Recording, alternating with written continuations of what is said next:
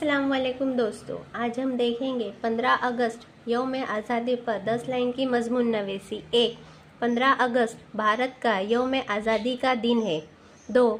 ये दिन हर साल जोश व खरोश से मनाया जाता है। 3. 15 अगस्त 1947 को भारत आज़ाद हुआ था।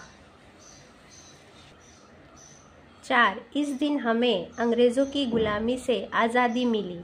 5. हमारे आज़ादी के हीरोज़ ने बहुत कुर्बानियाँ दी।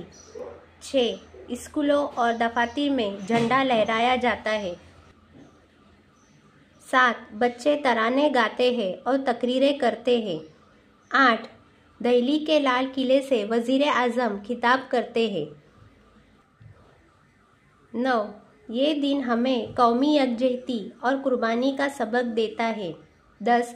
हमें अपने मुल्क से मोहब्बत करनी चाहिए और उसे अजीम बनाना चाहिए। शुक्रिया दोस्तों, ऐसी मेरी नई वीडियो के लिए मेरे चैनल को लाइक शेयर और सब्सक्राइब कीजिए।